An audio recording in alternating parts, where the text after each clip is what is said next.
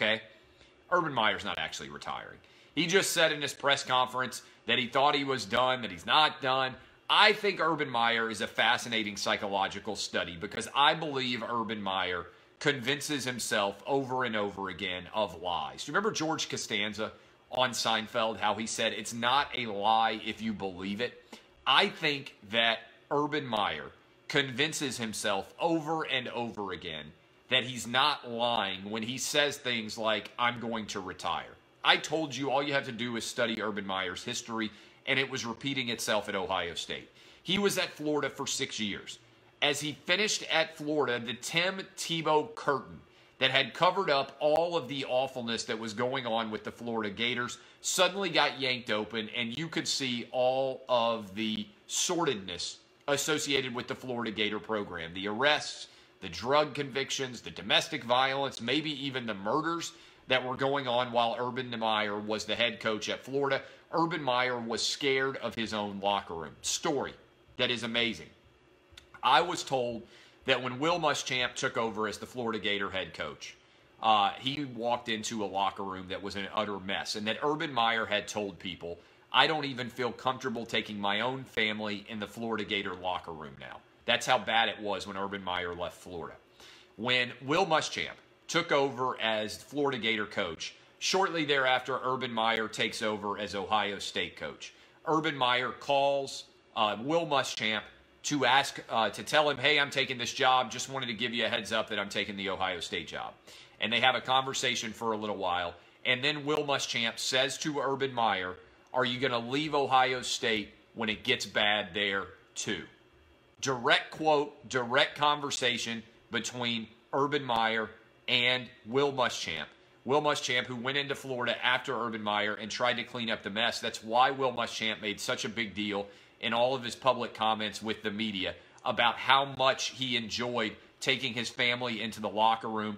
It was a direct shot at Urban Meyer, who many in the coaching profession believe is a downright liar.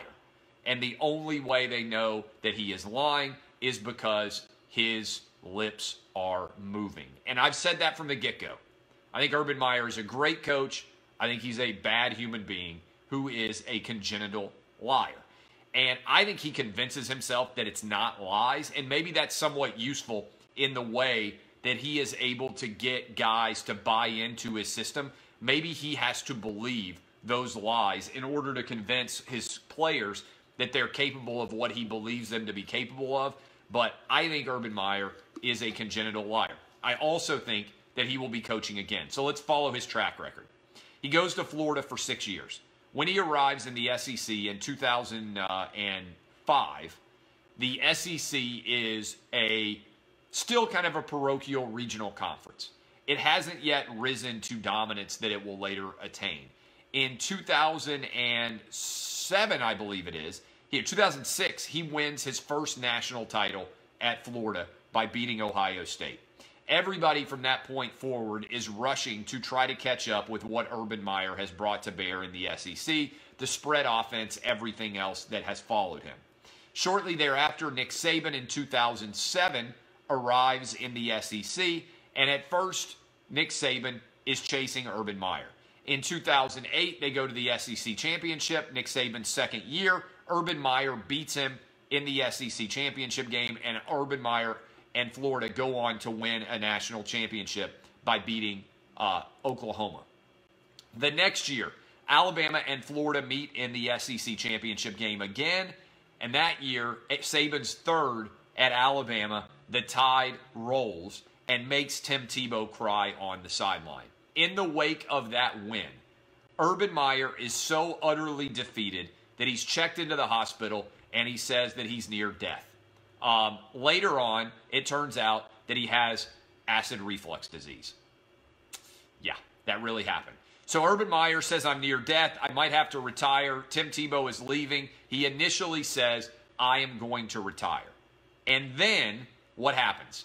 He comes back. He coaches another year. He goes on the road, 4-0, Florida Gator team, and gets his ass kicked by Nick Saban again, 31-6. And at that point in time, Urban Meyer's gone. What does he do? He retires from Florida, says he's done with coaching, says he needs to spend more time with his family, and immediately goes to work for ESPN. He's not very good on television, but he laments the status of college football, calls everybody else cheaters, and then when the Ohio State job opens, miraculously he is healed, his health is 100% better, and he goes back to coaching at Ohio State. He stays there 7 years. He basically brings an SEC style to the Big Ten, which at the time is a really bad conference. There aren't very many good teams around him. He is able to dominate. Slowly, the Big Ten starts to catch up with Urban Meyer, like the SEC caught up with Urban Meyer. And as that happens, Urban Meyer begins to have the same foundational issues at Ohio State that he had at Florida. Namely, he will do whatever it takes to win, and that ultimately means that the foundation around him will begin to crumble and collapse, and that's what happened at Ohio State. The Zach Smith off-the-field incidents arise. The defense begins to fall apart. 55 points given up to Iowa, 49 points given up to Purdue, 51 points given up to Maryland. 3 of the last 6 games that Ohio State plays on the road in the Big Ten, they give up 49 or more. Scott Frost is on the rise at Penn State. He's very fortunate to beat James Franklin. 2 straight years, barely survives. Penn State is on the rise. Michigan should be able to catch him, but can't quite because Jim Harbaugh chokes every time he gets to the end of the year and gets the Ohio State Buckeyes in his sights. But it's clear Michigan State, Mark D'Antonio, everybody is slowly encircling Urban Meyer, and his systemic advantage from bringing an SEC franchise basically to Ohio State is beginning to collapse. Urban Meyer's health suddenly turns into a major issue. The investigation surrounding Zach Smith, Urban Meyer says that his brain doesn't work that well anymore, that he can't remember anything, but you guys shouldn't be concerned because even though he can't remember anything, he's fine to coach football. On the sideline, as Ohio State plays poorly, Urban Meyer's physical condition deteriorates. He looks awful against Maryland. When they play well against Michigan, he looks perfectly fine. So Urban Meyer is drawing even more attention to his health. Today, he officially retired, and Ryan Day was named as the interim head coach. What I believe is going to happen is Urban Meyer will sit out for a year. He's only 54 years old. His kids are mostly grown now.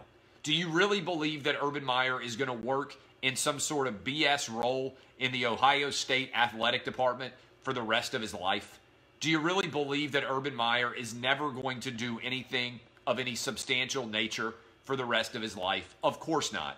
He is going to go and end up, I believe, the next head coach at USC. Maybe I know Urban Meyer better than he does. He will sit out a year. There will be a ton of jobs that come open at the end of next year. Urban Meyer will create a bidding war, and somebody will give him $10 million to coach college football after next season. By sitting out and saying, oh, I might be done, he's setting the bidding war as high as it can possibly be. Every school is going to have to think, oh, we've got to convince him not to be retired anymore. And at the age of 55, which is still younger than Nick Saban was when he went to Alabama for the first time, Urban Meyer will take over his 3rd different program.